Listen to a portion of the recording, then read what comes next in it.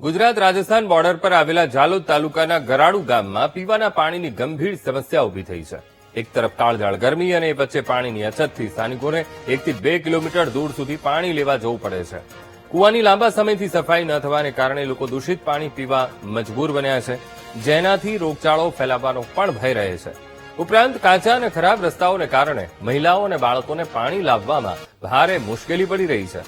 અનેક રજૂઆતો છતાં ઉકેલ ન આવતા ગ્રામજનોએ તાત્કાલિક પાણીની સુવિધાની માંગ કરી છે। ત્યારે જાલોદ તાલુકા વિકાસ અધિકારીએ વહેલી તકે જરૂરી કાર્યવાહી કરી પૂરતું પાણી પૂરું પાડવાની ખાતરી આપી છે। અમારે ઘરે પાણી આવતું નથી, એટલા સમયથી નળ નાખેલા છે પણ કોઈ દિવસ પાણી શરૂ કરતા નથી ને આવતું નથી। અમને પાણીની બહુ તકલીફ પડે છે।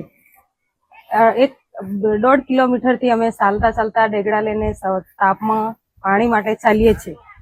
તો પાણીની અમે માંગ કરીએ છીએ, પાણીની સુવિધા મળતી નથી અમને, એટલે અમે માંગ કરીએ છીએ પાણીની સમસ્યા બહુ તકલીફ છે।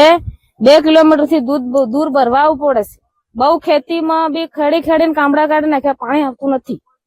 નળો મૂક્યા છે, પાણી આવતું નહીં। તમારી શું માંગ છે?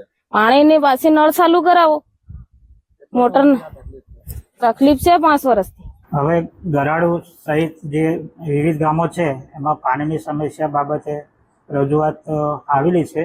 એ બાબતે અત્યારે જે ગામોમાં પાણીની જે સમસ્યા છે ત્યાં ટેન્કરો દ્વારા પાણીની વ્યવસ્થા કરવામાં આવે છે અને જે જગ્યાએ બીજી જગ્યાએ જે રજૂઆતો મળશે એ જગ્યાએ પાણી બાબતે જે કંઈ હશે ઇસ્યુ ત્યાં સરકારશ્રીના જે કંઈ નીતિ નિયમ મુજબ જે કંઈ કરવાનું થશે એ કરવામાં આવશે।